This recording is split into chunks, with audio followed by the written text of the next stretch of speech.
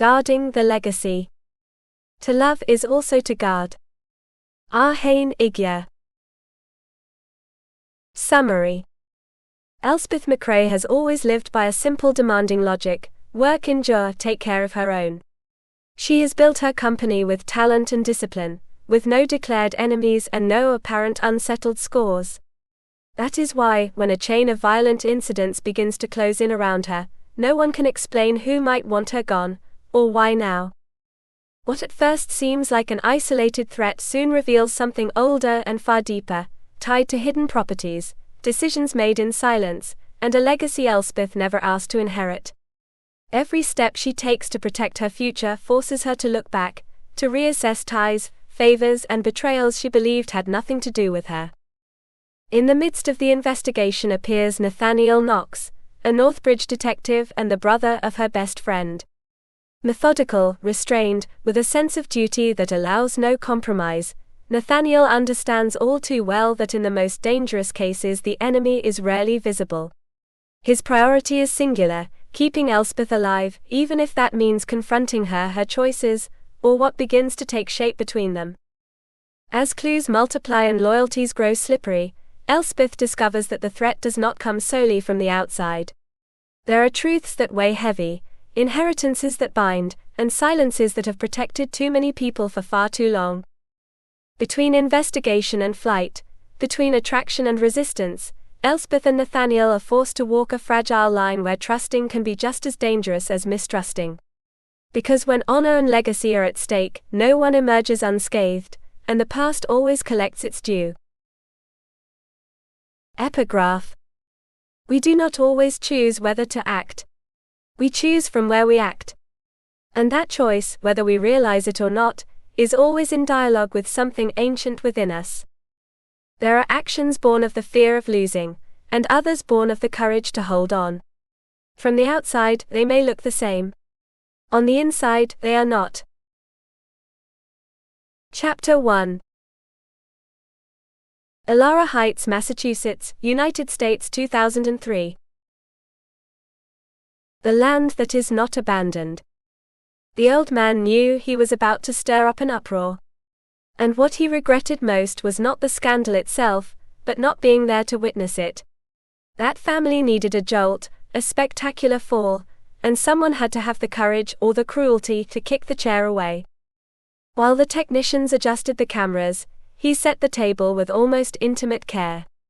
His misshapen fingers traced the worn wood, recognizing every scar as if it were his own. That table had borne witness to his rise, deals closed over the phone, empires bought and destroyed without a flicker of doubt in his voice. There his name had been forged. There he had learned that power leaves no visible marks, but deep ones all the same. The room was too dark. He switched on every lamp. He would leave nothing in shadow. This was a confession, not an apology. He sat down, straightened his jacket, tugged at his tie in a futile gesture. The air weighed on his throat. He wanted a cigar. There wasn't one. He had given up the habit 10 years earlier, but the body still remembered the old rituals when fear, that almost forgotten sensation, slipped beneath the skin. Because he was afraid. Not of others' judgment but of time. He had little left. Very little. And he still had a duty to the MacRae name. In front of him, the old video camera and the digital one shared the frame, like two eras staring at each other without quite understanding. At over 80 years old he chose the tape without hesitation. He trusted what he could touch, put away in a drawer, pass on the way one bequeaths land or a surname. Files struck him as volatile. Tape, by contrast, had weight, memory, a form of permanence he recognized. When everything was ready, he began. He stated his full name, with the gravity of someone who knows a name is more than an identity, it is a burden. He clarified that this was not a will, that had already been done, but an explanation. He doubted anyone would understand it, but he needed it. Not for them. For himself. He spoke of Scotland. Of the Highlands. Of the land that had passed from his father to 2 sons, and then to only 1. Of how his brother had chosen money, and he, the ancestral estate. The Clachan of Inver MacRae. The heart of it all. He never married, he had neither the time nor the desire. His brother did, and badly.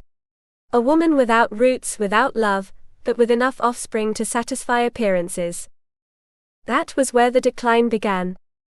He recalled Lucas, the nephew who had defied his father for love. To marry without social standing was, for the MacRaes, a betrayal. Lucas was disowned. And still he went on. He died young, far too soon, leaving behind a woman and 3 daughters. The old man had attended the funeral in silence, hidden among the crowd. He observed. He had always observed. He saw grief, dignity, continuity. The lineage survived, though not as his brother would have wished. There were no sons. But there was something better, a future. The other descendants, a parade of excess and failure. Alcohol, gambling, violence.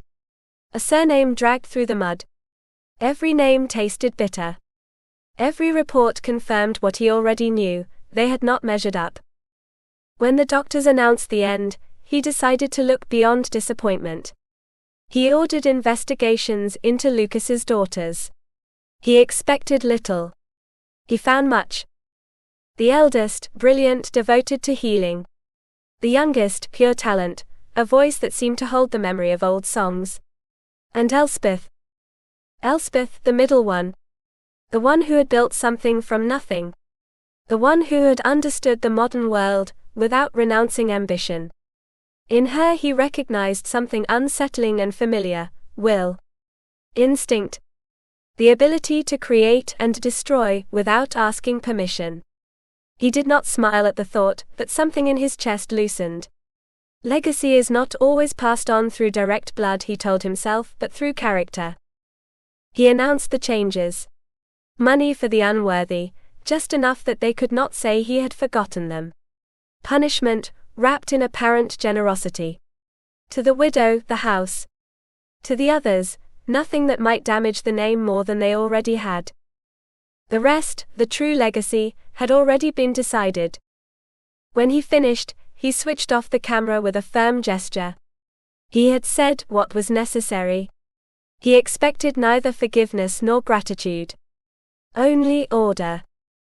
Because honor, like land, had to be protected even when one would no longer be there to defend it. Eleanor deserved at least that. She had endured Ethan for years, and even so, had managed to preserve a dignity he had never understood. Her commitment to the community, her discreet dedication to charitable causes, had restored some measure of respect to the MacRae name. To punish her for having chosen poorly would have been an injustice unworthy of a man who still believed in the balance between rigor and honor. Then came the others. He spoke of the treasury bonds placed in Helena's name, of the timelines carefully set down in the will. The eldest had shown discipline, constancy, an intelligence oriented toward service, qualities he recognized without effort, almost with relief. To Cecily he bequeathed the clachan of Inver MacRae. Not out of nostalgia but affinity, the young woman loved history, and the land demanded precisely that, memory and respect. There would be conditions, of course. Land is not owned without commitments. They would receive nothing more. And even so, he thought, he had been generous. The air began to fail him. His treacherous body reminded him that even men who build empires must stop. He drank the water slowly, as if the gesture might grant him a few more seconds of authority over time. When he spoke again, his voice regained its firmness. The bulk of his fortune, a fortune of 8 figures, accumulated over a lifetime of calculation, risk and will, would not go to those who had dishonored the name through excess and cowardice. That much had been clear to him for some time. Blood alone was not enough. The legacy had to fall to someone who could sustain it without fear. That was why he spoke Elspeth's name. Elspeth MacRae. Ambitious, demanding, lucid. She had built something of her own. She had understood the value of money not as luxury but as a tool. In her he recognized an uncomfortable, almost disturbing affinity, the same hunger, the same clarity. If she accepted the legacy, it would be hers in full.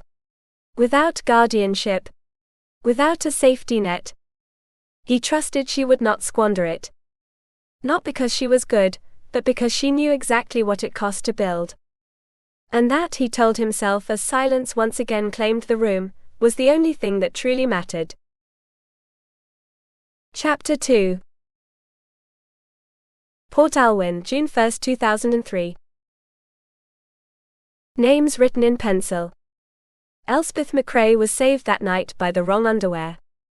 5 minutes after putting it on, she already knew she wouldn't survive long inside it. The bra constricted her, pushed her toward a version of herself she didn't fully recognize. Sexy, yes. But that wasn't what she wanted to project. She was a businesswoman, not a display window. She didn't need artifices to take up space, she already did so on her own merits. And still, she had given in. She always did when her sisters joined forces. Helena had decided that Elspeth needed to be irresistible that night. Cecily, as always, had agreed. Together, they were relentless. The black-fitted silk dress now hung on her body like a concession made under protest.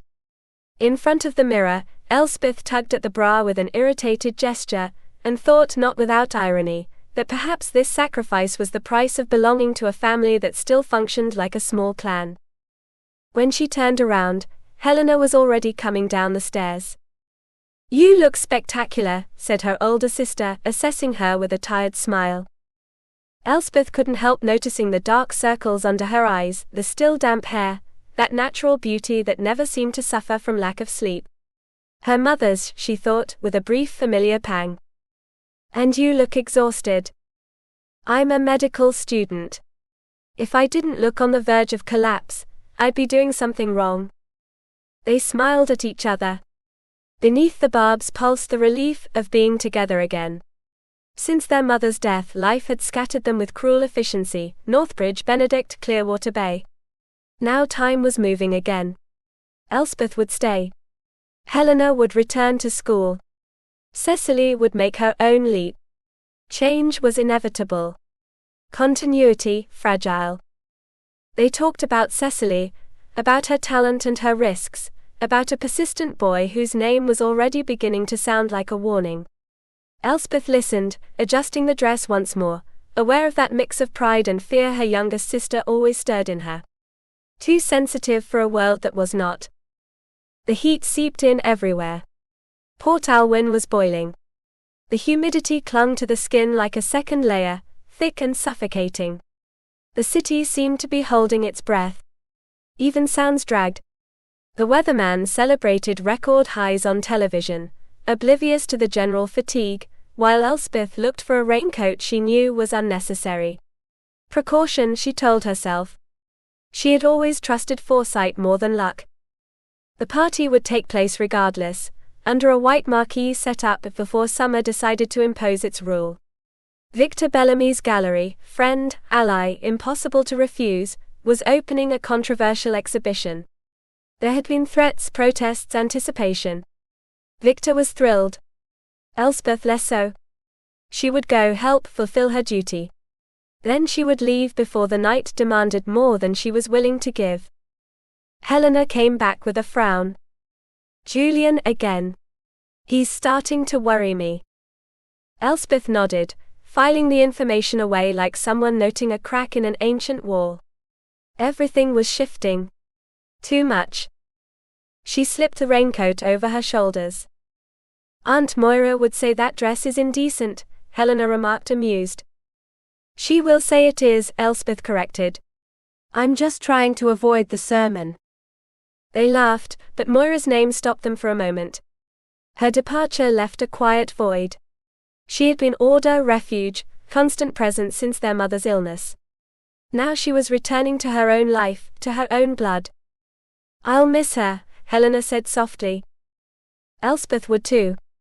She thought it without saying it at first, like so many other things. The house would change. They would change. The legacy, that invisible weave binding them, stretched but still held. And Elspeth felt, without knowing why, that this evening would not be just another one. The heat, the dress, the slight weight in her chest, everything seemed to announce that something was about to break. Moira had been a blessing. She arrived when the world had shattered, and held the house together with an almost sacred firmness.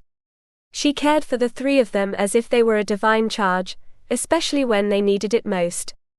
But her love had edges. She was inflexible, watchful, obsessed with bodily morality.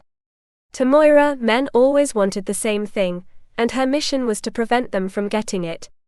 Helena called her, not without irony, a reborn virgin. Elspeth thought that deep down, her aunt feared losing them as she had lost her sister. Taking advantage of her absence, Elspeth crossed the kitchen, turned off the television, and left the raincoat on a chair. The keys jingled in her hand with almost childish haste. She wasn't afraid of Moira, but she was afraid of her endless sermons, capable of wearing down even a will as trained as her own. Helena followed her into the garage. "Be careful tonight," she said, without drama, but with that seriousness born only of affection. "Arhane attracts all kinds of fanatics." Elspeth smiled, adjusting her bag. She trusted order, foresight, hired security. She believed, or needed to believe, that chaos could be kept at bay with enough precautions. "Everything will be fine." The heat of the garage struck her like a mute warning. She sat in the car, closed the door, and before pulling away, heard her sister speak her name as if it were already a brand, a promise. Yes, she thought as she moved slowly through the heavy traffic, life was going well. Not perfect but solid. She had built something real with her own hands, without inheritances or shortcuts. The curious thing was that it had all begun as a small gesture, the desire to give something of her own. She remembered the unpleasant smell of a candle in a professor's office, the sudden intuition that she could do better. The kitchen turned into a laboratory, the failures, being banished to the basement by her mother, not as punishment but as tacit permission to persist. The summer given over entirely to experiments, libraries, manuals.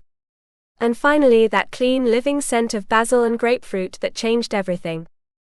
Agnes had seen what Elspeth herself still hesitated to accept. She sold the first candles in a single night, put a price on talent, pushed Elspeth to use her full name, as if she knew that one day that name would carry weight. Then came the orders, the cheap space in an impossible neighborhood, the sleepless nights, the slow, stubborn growth. Elspeth learned early that creation demands renunciation.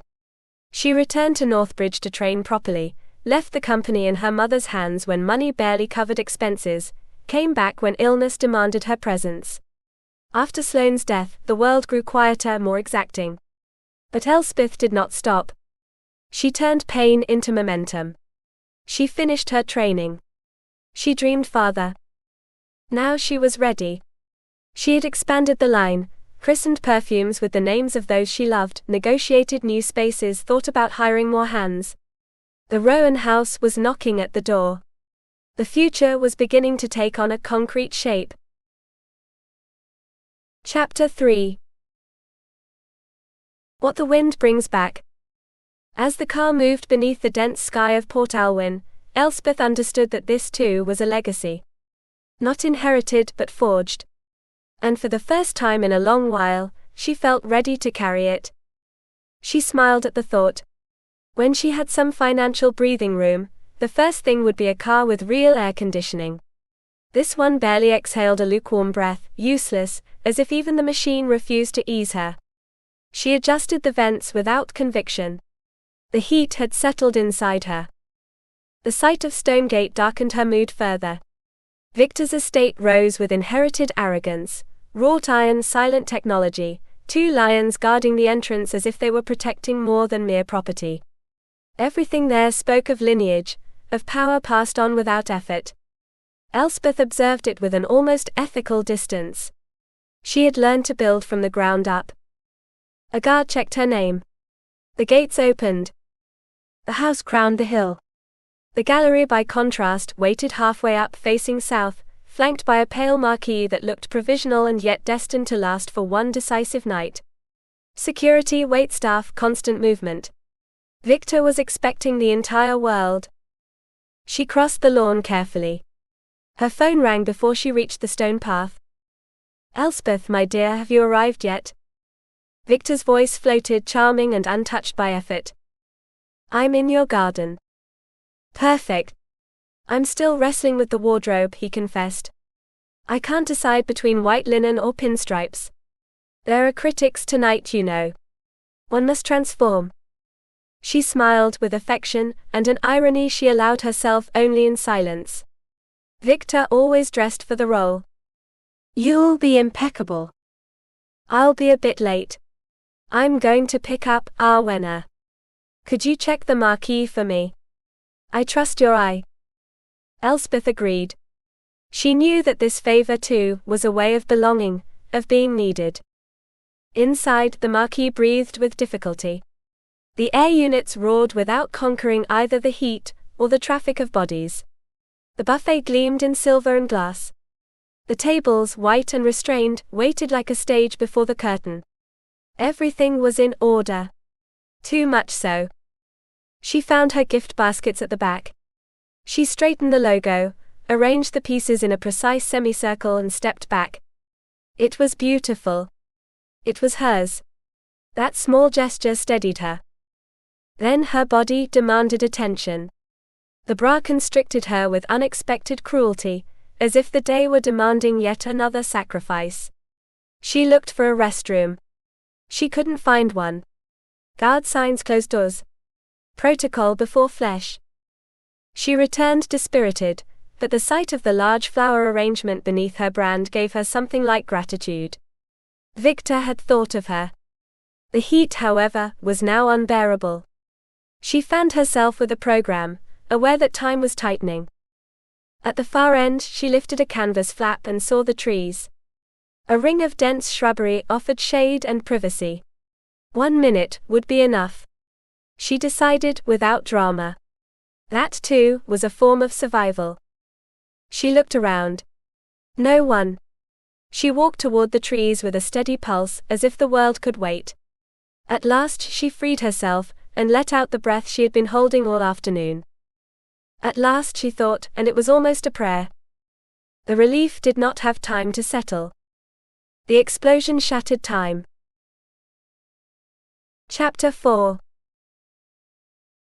The debts of the living. They found her curled at the foot of a centuries-old walnut tree, as if the earth itself had gathered her up after the impact. Several meters away, hanging from a magnolia torn out by the roots, the black bra appeared, an absurd detail amid the devastation, impossible to explain. The dress, covered in leaves and mud, remained intact. That baffled everyone, as if the explosion had obeyed a logic all its own. Where the marquee had stood, there was now an open crater in the hillside. Fire had poured downhill with the slow violence of living lava, devouring everything. The old walnut, majestic and ancient, had split in two. One of its heavy broken branches had fallen to form a protective arch over Elspeth, stopping shrapnel of glass, metal and wood, hurled into the air with blind fury. A rough miracle, vegetal, ancestral. Houses shook, 1/2 kilometer away. Some spoke of an earthquake. Others rushed into the night believing the world itself was cracking open. The explosion had been born in the marquee, at the very heart of the setup, and from there the violence had spread both up and down the hill, tearing the walnut from the ground as if it were just another victim. That no one died was almost an affront to logic. Had anyone been inside the marquee, there would have been nothing left to recognize. Elspeth would not have survived either if not for that minimal gesture, removing a garment, that had shifted her a few meters away from the center of death. A metal pole had shot out like a missile, and embedded itself in the trunk just above her. Centimeters from her heart. Chance had missed by very little. Rowan Harrow was the first to see her. He was climbing the hill, newly arrived in the district, when he heard a phone ringing with a childish melody, almost inappropriate for the scene. The sound died at the walnut tree. He pushed aside a branch and saw motionless legs. He approached cautiously, the trunk could still give way. When she groaned, he stepped back. Alive. Against all odds. The paramedics arrived at once. "She's been lucky," one of them murmured, pointing at the pole. "Very lucky." Elspeth came to slowly, as if floating in a space without edges. The world swayed. The smell of burning filled her lungs. She closed her eyes, fighting the nausea, as they carried her down the hill. Rowan walked at her side, watching in silence. "Can you speak?" he finally asked, his voice low and steady, making no demands. She took a second to gather her strength. Her head ached as if something had tried to split it in two from the inside, but consciousness pushed forward stubbornly. "Yes," she whispered. "And I can walk." That answer drew an involuntary smile from Rowan. There was will there. Character. "Your name?" Elspeth MacRae. Each word was a small effort. "What happened?" An explosion. She remembered nothing.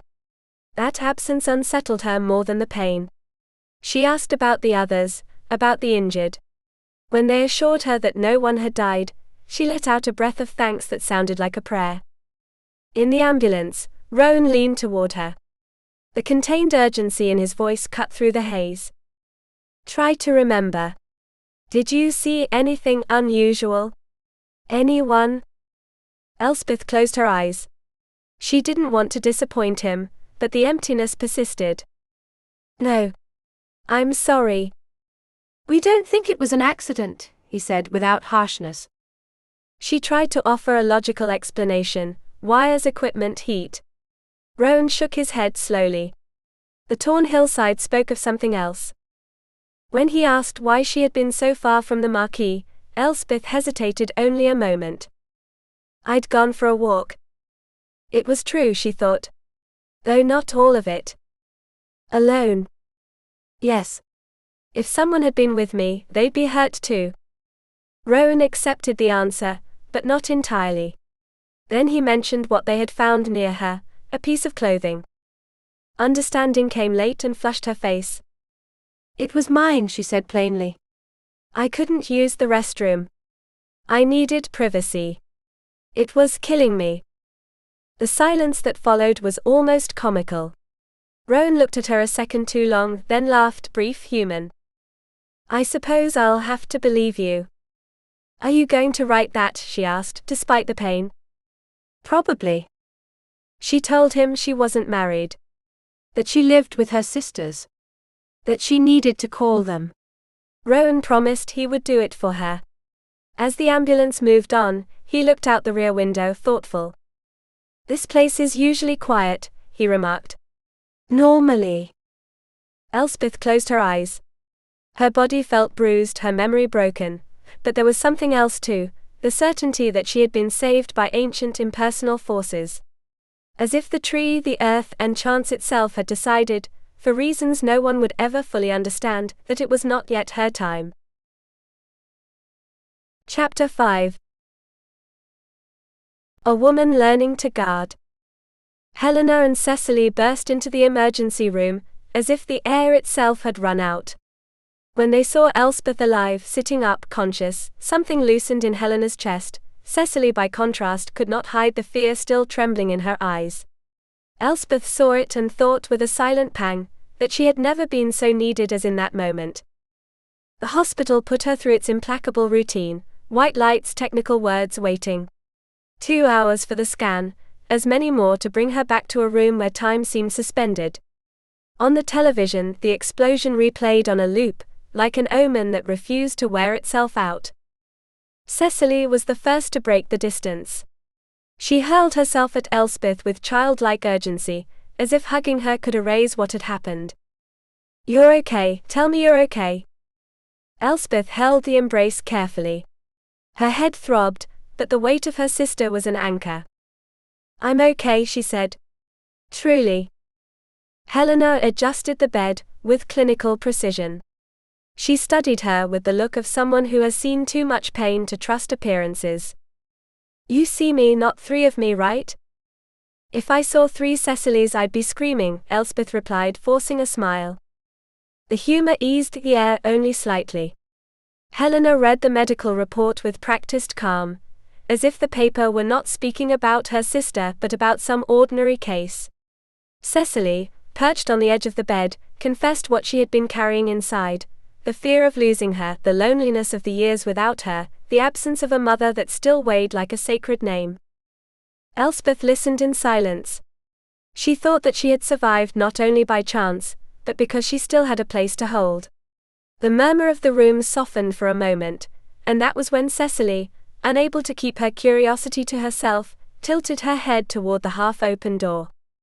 "Hey," she said in a low, almost conspiratorial voice.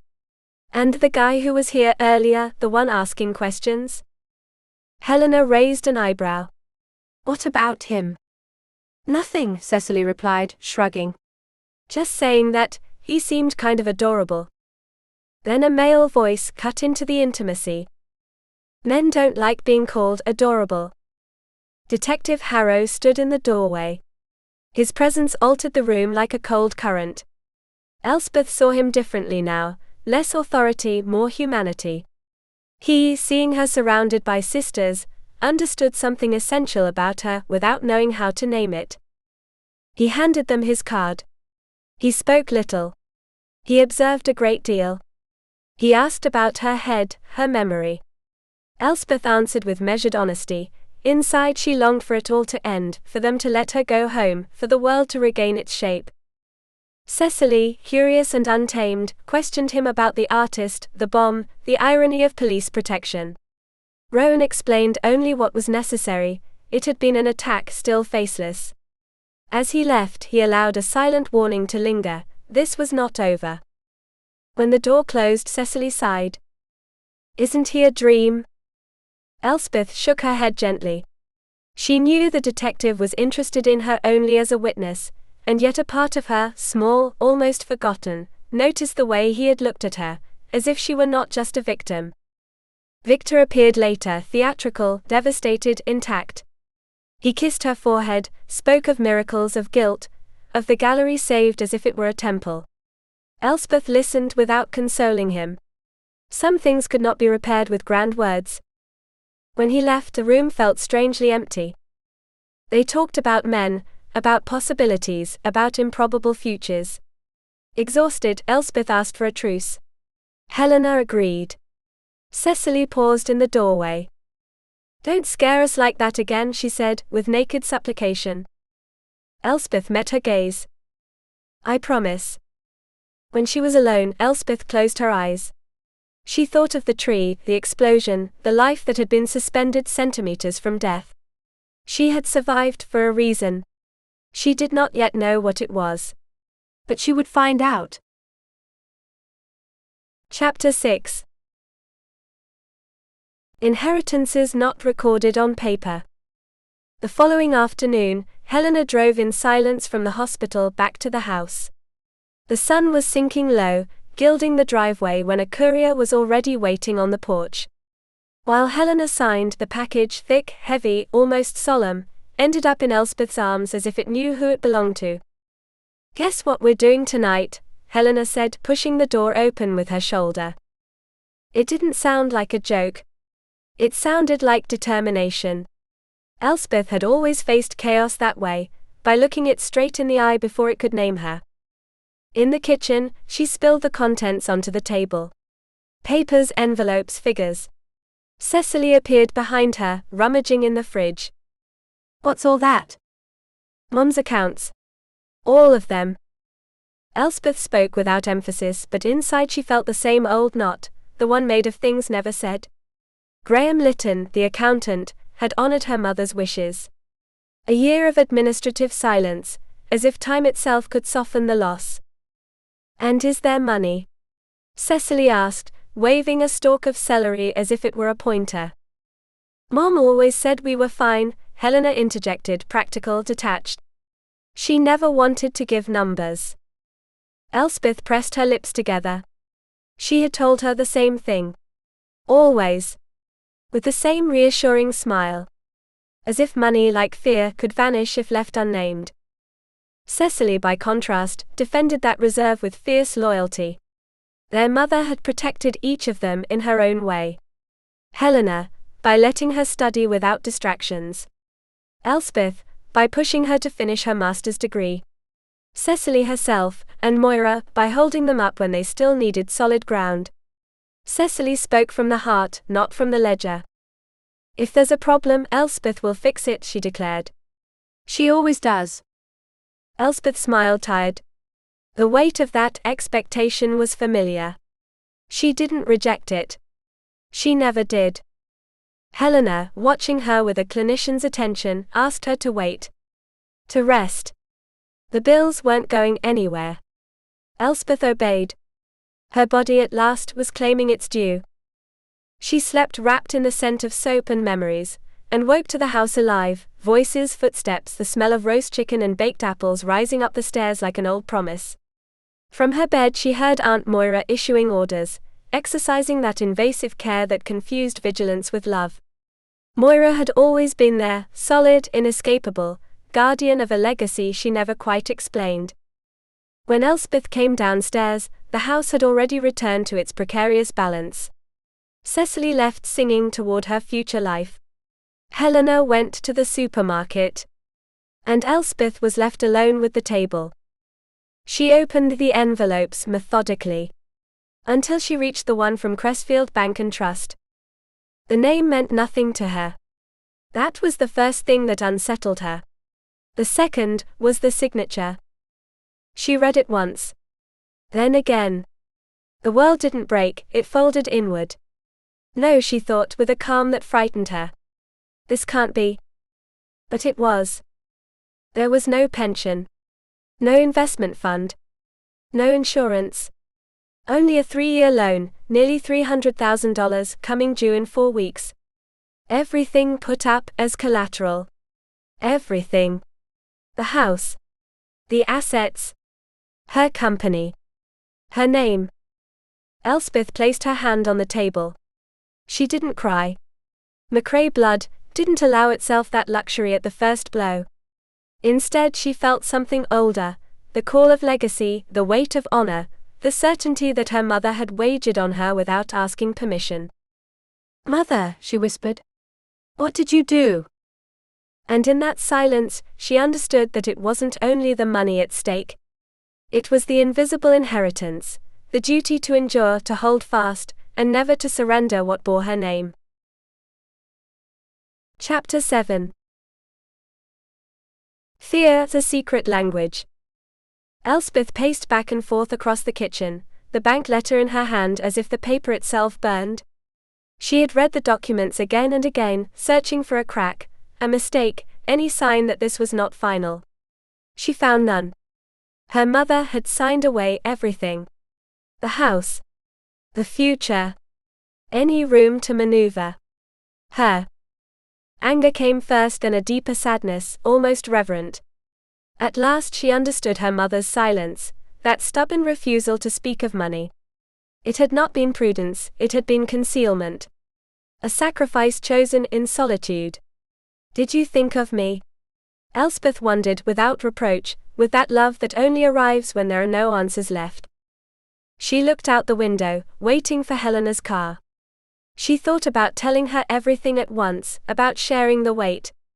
But she gave up the idea almost immediately. Helena had 18 months of relentless struggle ahead of her in medicine. This truth would change nothing except steal her sleep. Elspeth chose to carry the legacy alone, as her mother had before her.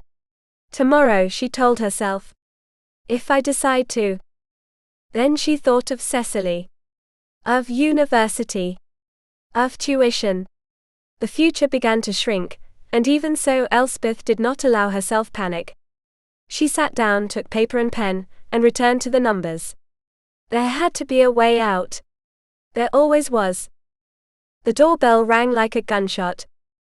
Through the side window she saw a young man, restless, shifting his weight from one foot to the other. When she opened the door, the smell of alcohol hit her before his voice did. He stepped forward. She stepped back instinctively without losing her firmness. Is Cecily here? No, Elspeth replied, closing the door a fraction more. Where is she? He pressed, with an aggression he no longer bothered to hide. He introduced himself as Julian Fairborn. Too old for Cecily, too sure of himself. Superficially attractive, like an empty promise. Elspeth understood in an instant that he was not there to listen. She's not at home, she repeated. And she doesn't want to see you. We're getting married. Elspeth held his gaze without raising her voice. No, she thought. This doesn't belong to you. Cecily is going to university. And you're going to leave her alone. The man's anger turned into accusation. He pointed at her, at Helena, at the future. He spoke of investment, of rights of possession. Elspeth did not argue. She simply placed herself between him and the inside of the house, her body steady, her hip braced against the door like a silent oath. If you don't leave, I'll call the police. He moved forward again. This time Elspeth shoved with all her weight. She slammed the door shut and slid the bolt just as the blows began to rattle the wood. Insults. Shouts. Threats soaked in alcohol. Elspeth leaned her back against the door, her heart racing, aware of how fragile that barrier was and yet determined not to give way. The silence came suddenly. Then one last sentence hurled like poison. This isn't over. Elspeth waited. She looked through the window. She saw him stagger away, disappearing down the street. Only then did fear reach her, not as panic but as certainty. She ran to the phone, hesitated, hung up. There was no proof. Only words. But those words, she thought as the house recovered its breath, are not forgotten. And for the first time that night, Elspeth felt that the legacy she had inherited was not only financial. It was a warning. An old debt. And it had just begun. Chapter 8. The legacy we choose. The phone rang in the middle of the night, as if it had been waiting for Elspeth to stop pretending she could sleep. She had been awake for hours. She had seen Cecily and Helena return, had told them just enough about Julian to avoid lying, not enough to alarm them completely. The rest, the financial abyss, the countdown, she kept to herself. They had endured enough for one night. Once again, Elspeth chose to be the silent pillar. She had reread the documents until she knew them by heart, as if repetition might conjure a loophole. None appeared. The ringing jolted her out of that loop. She answered quickly, fear lodged in her throat, dreading a familiar and dangerous voice on the other end. Did I wake you? Agnes asked. Relief was immediate, almost painful. No. I wasn't asleep, Elspeth replied. What's wrong? Agnes sounded tense, too tense. Elspeth knew it even before she spoke. Bad news never waits for morning. Why aren't you answering my emails? I've been dealing with bills. There was a brief silence. Elspeth understood that her friend needed detours, space. Pressure made Agnes shut down. So she played along, talked about nothing, about the ordinary, until her stomach tightened. My God, she thought, this is serious. Unable to carry the weight alone, Elspeth let everything spill out in one rush, almost without breathing. The impossible loan, the waiver her mother had signed, the explosion. She waited for a reaction. It didn't come. I miss talking to you, Agnes said, distracted. In that moment, Elspeth realized she wasn't listening. And just like that, everything changed. I found a lump. 4 words. The world stopped. The bills ceased to exist. Money lost all meaning. Where? Elspeth asked with a calm learned by force. In my left breast. Tests are already done. They're operating on Friday. Agnes spoke of flights, of schedules, of reservations. She clung to details like a lifeline. Elspeth recognized herself in that gesture, control as an antidote to fear. You do the same, she told herself. I'll be there tomorrow, Elspeth promised. Don't think about it. I'm not telling my family, Agnes added. Not yet. I can't deal with that right now. She spoke of her parents, of Nathaniel, of the gunshot that had nearly killed him, of how the family had aged overnight. Elspeth remembered the hospital, the endless waiting, the shared fear. She nodded in silence. She understood all too well. For now, just you and me, Agnes said. Always, Elspeth replied. When they hung up, Elspeth gathered the papers with an artificial calm and tossed them into the laundry basket. Not the trash. Not yet. There's still time, she told herself. Little time, but time. She turned off the lights, carried the basket to her room, hid it in the closet like someone concealing an ancient secret, and slipped into bed. She didn't cry until the darkness wrapped her completely. Then she did. She cried for her mother. For Agnes. For the legacy she was inheriting, without having asked for it. Chapter 9. When memory becomes a promise. Agnes had never been punctual, and that afternoon she had no intention of betraying her nature. Elspeth waited in front of the airport doors, her bag at her feet, when the car finally appeared in the pickup lane. Agnes didn't turn off the engine. She opened the trunk, walked around the car, and hugged her with restrained urgency, as if more than a greeting were at stake in that gesture. I'm glad to see you. Me too. I knew you'd come. I always do. A police officer forced them to move along. They didn't speak again until the car slipped onto the road, already far from the airport noise. Agnes shot Elspeth a quick glance. Was I very late? 15 minutes. Elspeth smiled. You look terrible. You look worse. It was a joke, an old pact. Agnes had always been dazzling, but now her skin was pale, as if even her freckles had decided to retreat. I'm not going to say anything, Elspeth thought. Not yet. I wish you'd stayed to live here, Agnes said, accelerating onto Federal Route 17. I love Northbridge, but someone has to keep the home standing. Elspeth thought of her sisters, especially Cecily, of the way she still looked for their mother in every corner of the house. She also thought, without saying it, of the tuition, the impossible numbers, the time running out. Are you very scared? She asked at last without preamble. Agnes didn't pretend. Very. They talked about the surgeon, the biopsy, the possibilities. Elspeth listened with the grave attention of someone who knows her role is to hold steady. She watched the Ashford River glitter in the sun, and clung to that image like a kind omen. We'll get through this, she said. Yes, Agnes replied, as if choosing to believe it.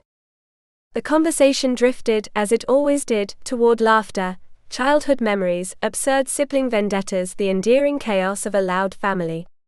Laughter was a truce, a way of saying we're still here. Elspeth knew Agnes was talking to stay afloat. She went with her, without letting her sink. They reached the red stone house just as a low-profile armored SUV tried to steal their parking spot. Agnes parked with impeccable precision. The other driver's obscene gesture made them burst out laughing. Small victories, Elspeth thought. They still count. The apartment was the same refuge it had always been, dark wood, oriental rugs, books up to the ceiling. It smelled clean, of home, of a quiet loyalty. Elspeth recognized her own candles, her lotions arranged like talismans. Agnes never said I need you, but she had written it into every detail. Elspeth left her bag in the guest room, and walked through the flat with a familiarity that hurt a little. That place was a pause, not a destination. She knew it. Agnes did too. The kitchen, sterile and functional, seemed untouched by all of it. No magic, no memory, just practical survival. Elspeth smiled to herself. Tomorrow, she thought. Tomorrow I'll be strong. Tonight it's enough to be here. And as she closed her bedroom door, she understood that despite the fear and what lay ahead, they were still holding each other up. As always. Like an unwritten legacy. Chapter 10. Choosing each other is also an act of honor. Elspeth left her bag in the guest room, and crossed the house as if measuring a familiar territory that had suddenly changed its rhythm.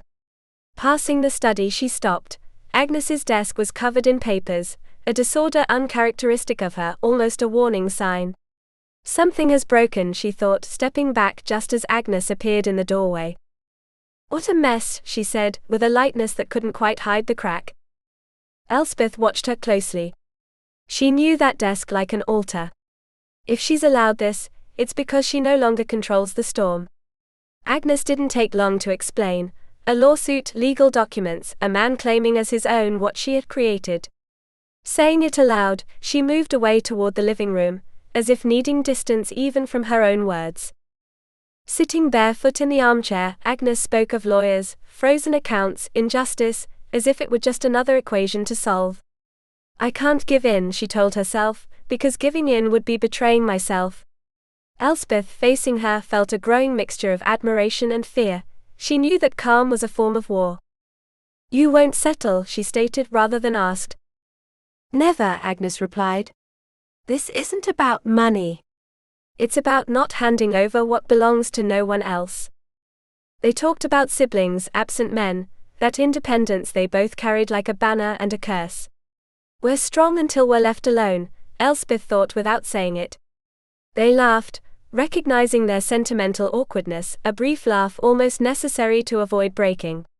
Then Agnes remembered the call, the surgery, and that word still hanging in the air, explosion. Were you trying to cook again? She joked, tired. Elspeth shook her head, deciding to tell her the truth later. First eat, walk 2 blocks, take refuge in a quiet restaurant where no one knew them. There, amid still spoons and cooling soup, silence weighed heavier than conversation. Elspeth felt the knot in her stomach, the threat of tears. Not now, she ordered herself. When she finally spoke of the explosion, she showed the bruises as proof of something she still didn't know how to name. Agnes looked at her with a new, alert attention. So it wasn't a joke? No, Elspeth said. And if I'm going to tell you, I'll have to start at the beginning. She paused, like someone opening an old door. Have you heard of the Wonder Bra? Chapter 11. Memory also has roots. Elspeth had learned to remember only the essentials. From the years spent in hospitals, the long vigil beside her mother's illness, she retained no images, no colors, no furniture. The waiting rooms faded from her mind, as if they had never existed. They must all have been the same, cold, impersonal, with fake landscapes hanging on the walls. What she never forgot were the people. And the fear. That contaminated air that clung to the skin, and passed from one to another like a silent inheritance. She remembered families tied in knots, bodies holding each other up to avoid falling. A young father telling stories to his daughters while awaiting a verdict, the way he had collapsed upon receiving the good news as if strength had only been lent. And the old woman who talked without ceasing to avoid being left alone, with the thought of losing the man she had shared 40 years with. Waiting is an act of faith no one chooses, she thought then as she thought now. Nothing had changed. Agnes had gone into surgery hours late, and Elspeth had stayed with her until they made her leave. When they took the stretcher away, a volunteer too young led her through endless corridors to a nearly empty waiting room. Elspeth welcomed the solitude. She had no strength to comfort anyone. She sat by the window, picked up a magazine, put it down. Her hands trembled. Control yourself, she told herself. Agnes would get through this. A lump wasn't a tumor. Even if the surgeon had frowned.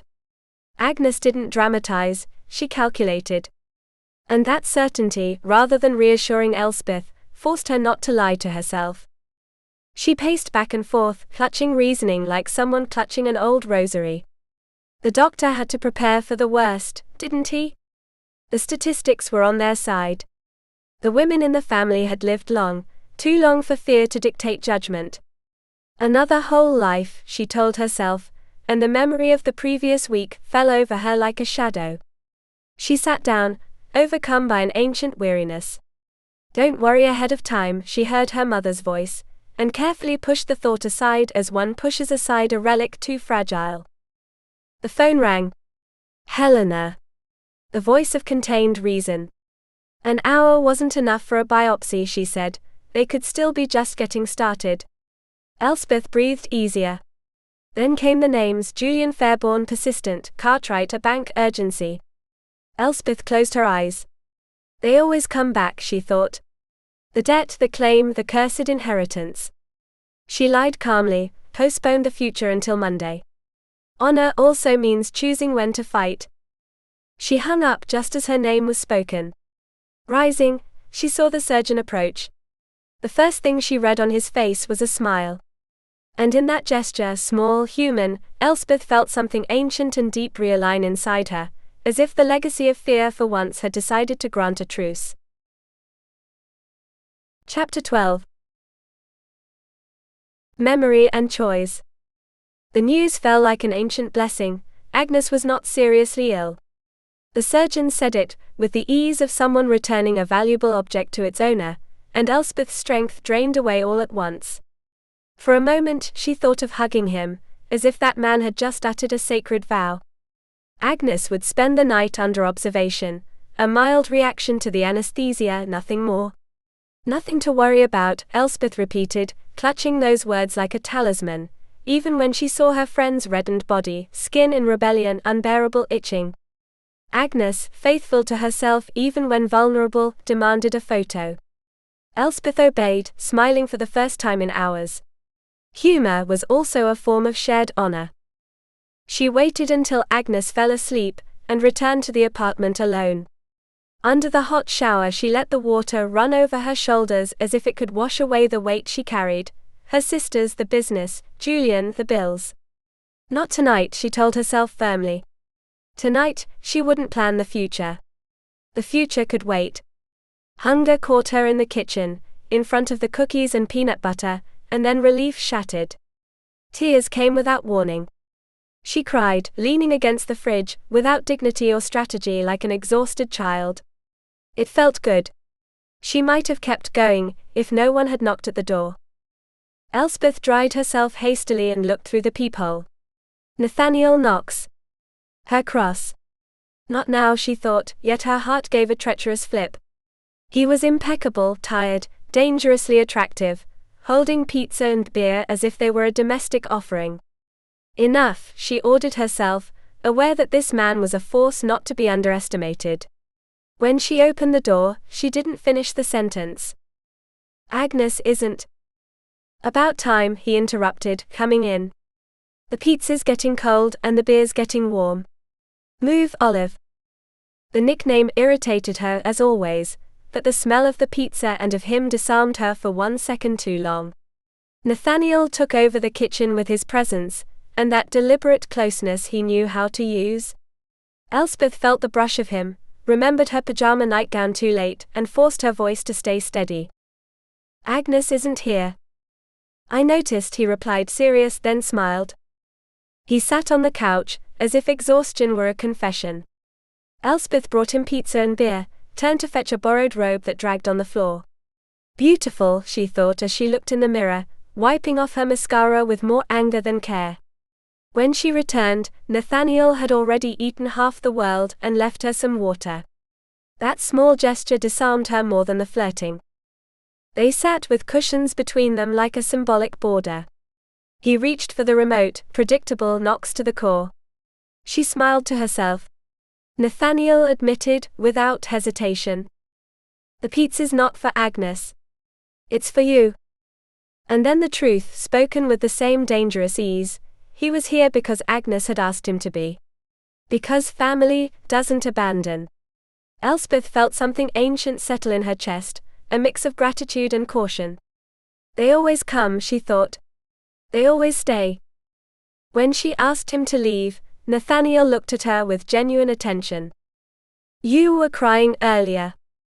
It's been a hard week, she admitted, not letting down her guard. There are other ways to let go, he said, raising his eyebrows. Elspeth decided to fight back, tired of running. What if I kissed you? Nathaniel held her gaze, serious now, his smile slow. Try it. The silence tightened like an old rope. Elspeth felt the vertigo of her own desire, and stepped back. Maybe later. Nathaniel laughed softly. And in that suspended space they both knew it wasn't a retreat, it was a dangerous promise, inherited from something deeper than desire. Elspeth's mouth was dry. She drank water slowly, as if that small gesture could restore her control. She didn't understand why she was so unsettled. She only knew she couldn't let Nathaniel notice. To keep her hands busy, she arranged the newspapers with unnecessary neatness. This is ridiculous, she thought. She had known him forever. He had never stirred that kind of unease in her, that improper disturbance. Elspeth wasn't a woman of fantasies, she lived anchored to reality, to the concrete weight of decisions. And yet that night, images came unbidden, persistent, with Nathaniel's body demanding space in her mind. As she straightened the paper, the robe slipped from her shoulders. "Where did these bruises come from?" he asked, his voice unexpectedly gentle. His fingers touched the base of Elspeth's neck and trailed down her arm, like someone tracing an old crack. She didn't pull away, though she tilted her neck to look better. "I didn't know this one was here. Must be from a fall. And the one on your forehead? And the one on your arm?" "The same," she replied, clutching the explanation like a shield. His touch continued along her back, and Elspeth's skin prickled. Don't let him notice, she thought, aware that the body always betrays before words do. "Are you as accident-prone as Agnes?" he joked, evoking their chaotic life together. "Only when she forgets her glasses," Elspeth answered, defending her friend, grateful for the diversion. But Nathaniel brought the focus back. "Then why were you crying?" Elspeth felt the circle tighten. She had already answered, already put words to it, and still it wasn't enough. She snatched the remote and turned up the volume, taking refuge in a loud commercial, a grotesque display of commercial patriotism. The noise was an improvised wall. Nathaniel cut through it with a simple gesture. He muted the sound. "It's not good to keep everything inside." The understanding in his voice was her defeat. Elspeth felt the tears break through her restraint. "Go," she thought desperately. "Before he sees me like this." "You should go," she finally said, her voice trembling, angry with herself for that uncharacteristic fragility. "Maybe I should stay," he replied without pressing. The remote passed from one hand to the other, a trivial gesture turned symbol of a silent struggle. Nathaniel flicked through channels but glanced at her sideways. His eyes, clear and attentive, held genuine concern. That disarmed her more than any touch. "It's not necessary," she insisted. "I don't need you to stay." "Then I'll leave," he accepted, with a softness she hadn't expected. Elspeth wanted to explain, to close the moment, to save its dignity. She couldn't. The words dissolved into an involuntary sob. The night, heavy with all that was left unsaid, claimed its tribute. Chapter 13. A love that does not give up. Elspeth rose from the sofa with a clumsy movement, driven by the almost physical need to regain some dignity and leave the room with her head held high. But Nathaniel wouldn't let her. He pulled her close and sat her on his lap, as if that gesture alone could hold her up. He said nothing. For long minutes he was just a steady body around her, awkward but determined arms, a presence that demanded no explanations. Elspeth cried into his shoulder until she was empty, and when the tears stopped came the involuntary trembling, the childish hiccup that embarrassed her. She promised herself she'd pull away, compose herself. She didn't. "Nathaniel." He smiled softly, as if the world wasn't about to break. "Yes." "Don't tell anyone." "Tell them what?" As they spoke, Nathaniel absent-mindedly played with a strand of her hair. He smelled of ripe fruit, something domestic and dangerous at once. It was then she became painfully aware of how close his body was, of the fragility of the layers separating them. Not thinking about it only made it more obvious. "Relax," he murmured. "I'm not into cheap betrayals." His voice was rougher than he intended. "I haven't kissed you," she whispered back. "Not yet." That unleashed chaos. Nathaniel tried to regain control, to put distance between them, but Elspeth kissed his neck with deliberate, almost cruel slowness. The impact was physical, immediate. He stepped back as if struck. Elspeth straightened up, wiping her tears with determination. "You're a fraud." She looked him straight in the eye, that mix of defiance and vulnerability that disarmed him. "You love flirting while you're safe," she continued. "But now that I'm the one unafraid, your legs are shaking." I'm not wearing boots, he replied, ironic. Just socks. He pulled her close and kissed her. It wasn't a light or innocent gesture, but a slow, deep contact, as if they both knew they were crossing an invisible line. Elspeth responded without hesitation, desire flooding her body with unexpected force. For a moment, she wanted to believe in the perfect escape, one night with no consequences, no memories. But it wasn't that simple. It never was for her. While she kissed him, tracing the scar on his shoulder with her fingers, a mark of an old, nearly fatal wound, she understood that the fear wasn't of desire but of the wound that might come after. Nathaniel knew it too. That's why he took her hand, stopped her. Elspeth, we're not going to do this. She heard him but didn't answer right away.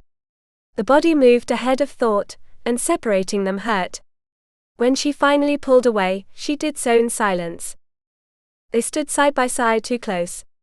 Nathaniel thought about how easy it would be to stay, how hard it would be to leave. He wanted her, yes, but not at any cost. Wanting wasn't the same as taking. I have to go, he said. Then go, she answered, though she held him back for a second longer. Or stay. It was just a suspended moment, heavy with all that wouldn't happen. Nathaniel slowly lowered his arms. I know, Elspeth admitted. It's a bad idea. She took a step back, but didn't avert her gaze. Nathaniel then understood that clarity wasn't surrender, but a late warning. He kissed her like someone crossing a threshold knowing there's no turning back. In Elspeth's tremble, in the way her body responded before her reason, Nathaniel felt the last defense crack. He should stop, he thought, yet he already lifted her, carrying her as if obeying an ancient promise. It's madness, he murmured. Just one night. Elspeth didn't answer with words. She answered with that determined surrender that asked for no future. In the bed, the world shrank to skin breath and urgency. Nathaniel explored her as if trying to memorize her, and Elspeth clung to him with an intensity that surprised even herself.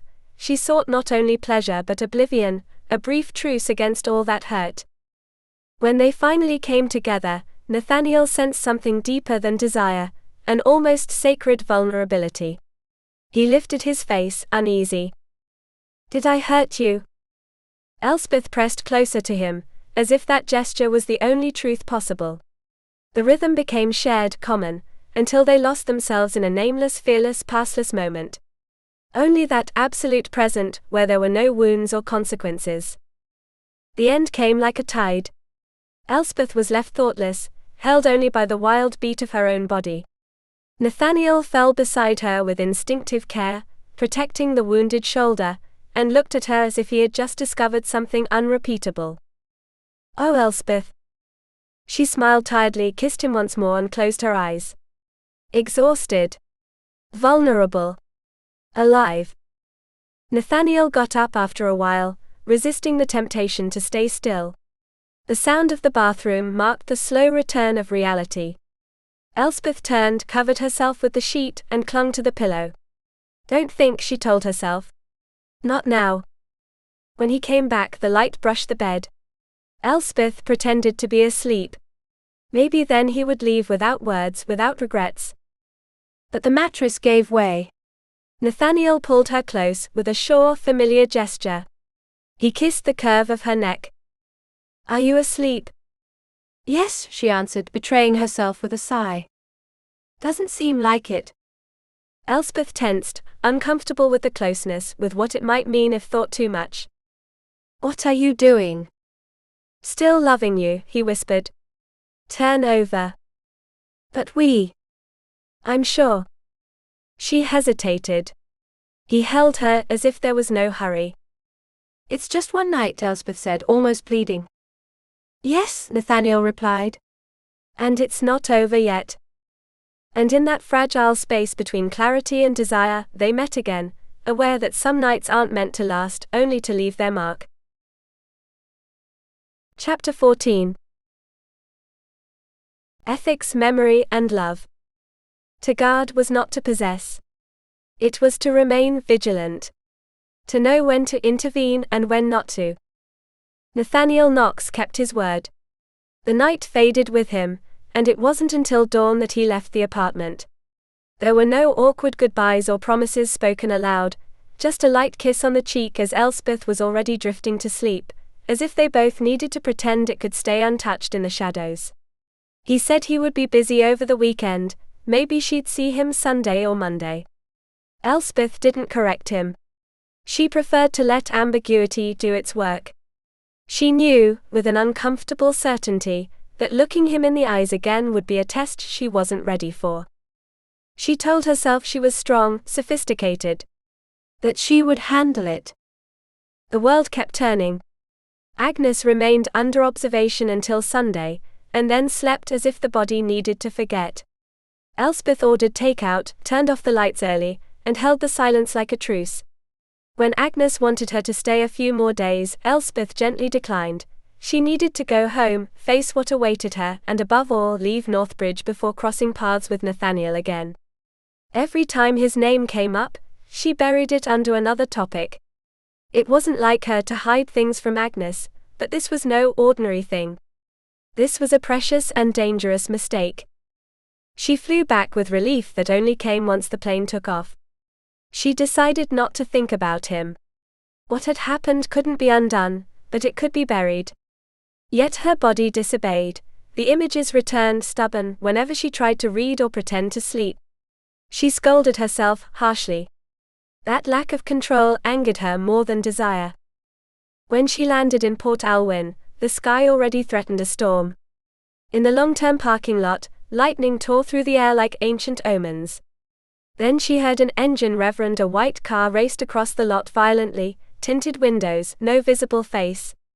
It passed again. And again. Elspeth felt, not thought, felt that they were looking for her. She stepped aside just in time, bumped into something, cursed her clumsiness and paranoia.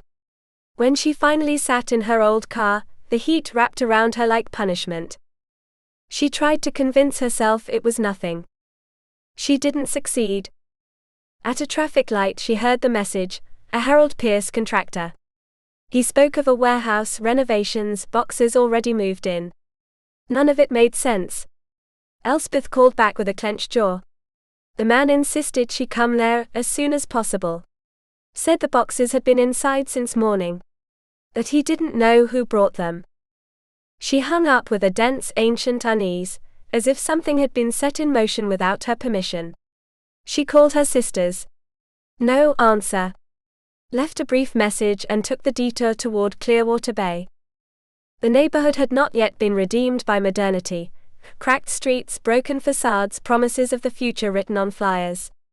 Elspeth had always been drawn to those places in transition, where the past still breathed beneath the dust. She thought of her company, the employees she might have to lay off, dignity as the last refuge. She forced herself to stop feeling sorry. She parked in front of the warehouse's side door. No other vehicles. No noise. No movement. Only the building waiting, as if guarding something that bore her name. Chapter 15. When capital learns to care.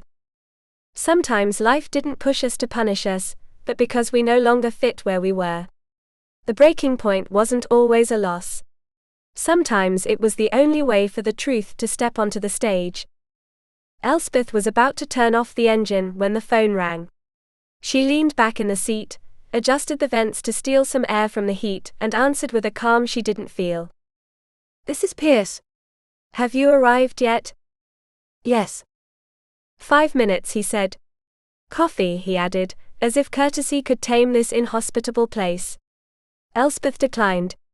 She surprised herself, irritated by the triviality of the exchange, by the unconscious way he spoke. When he mentioned the fire forgotten last time, a silent alarm went off inside her, brief but sharp. Nothing here was under control. She tried to steer the conversation back to the inventory, to make clear that none of this should be here, that she hadn't authorized anything. Pierce apologized with a mechanical correction, and hung up before hearing what mattered most. Elspeth clenched her teeth.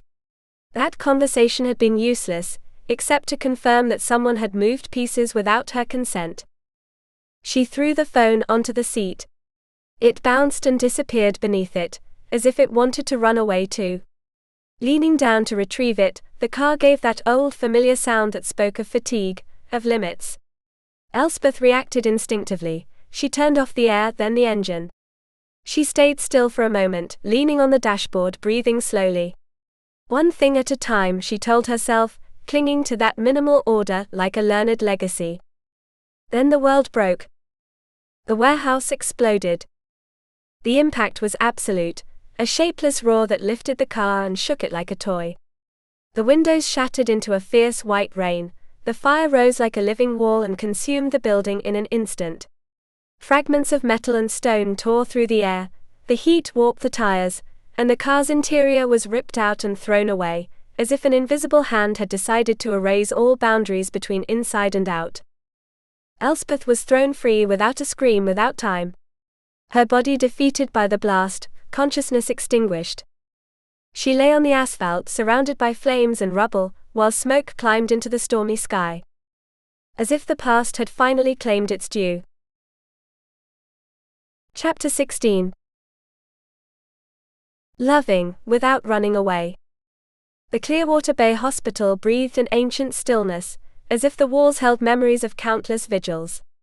When Helena finally entered the room, the first thing she said was a word heavy with foreboding. Déjà vu. She didn't say it as a joke. She said it because the fear felt too much like something already lived. Because seeing Elspeth lying there, pale under the muted light, stirred in her an intuition she didn't want to name. Cecily beside her couldn't hold back. You could have died. Elspeth listened from afar, as if voices passed through thick water. She knew she was still here for something more than chance. There was a reason, an invisible thread still holding her to the world, even if she couldn't quite remember it. The pain in her head forced her to close her eyes, to take refuge in darkness when Cecily clumsily opened the curtains, then closed them again at the sight of her suffering. Words tumbled between the sisters, exaggerated promises, reproaches born from love, impossible plans for protection. Elspeth perceived more than she understood. Cecily's fear was loud, urgent, Helena's silent and contained as always. That contrast had shaped their childhood, and now unfolded again by the bedside, reminding her that family was also a weighty inheritance. They think it was a gas leak, Helena said at last, with a calm no one believed. Elspeth tried to cling to that fact like a lifeline, but something didn't fit. In her fragmented mind, there was no fire or noise, only an absurd, almost ridiculous insistence, the smell of coffee, an image that didn't belong to her. That unsettled her more than the explosion itself. Cecily's awkward humor, her comment about the cute neurologist, broke the tension for a moment. Elspeth laughed, and the pain punished her for it. She closed her eyes, wishing to disappear beneath the blanket and erase the whole day. She wasn't ready for questions, much less memories. I don't remember, she admitted finally. I feel like I should, but right now I can't. Helena accepted that, without pressing. Cecily took longer, but eventually gave in. When they left, the room reclaimed its silence, and Elspeth fell into a deep sleep, as if her body demanded a truce before facing what still needed to surface. Hours later, Agnes's voice on the other end of the phone brought her back to the world. Elspeth told her everything she remembered, the accidents, the explosion, the persistent feeling that something was wrong, and also what didn't fit. I don't remember the explosion, she confessed. But I can't stop thinking about coffee. Agnes tried to downplay it, appealing to bad luck, to a fevered imagination. Elspeth wanted to believe her. Yet when Nathaniel's name came up in the conversation, she felt a sudden jolt inside, a sharp alert she couldn't explain. Too many coincidences, too many silences. They hung up. Agnes didn't hesitate for a second, before dialing another number. Someone wants to kill Elspeth, she said, without beating around the bush. And as she said it, she understood she wasn't joking, nor was it superstition, but a truth she had just accepted.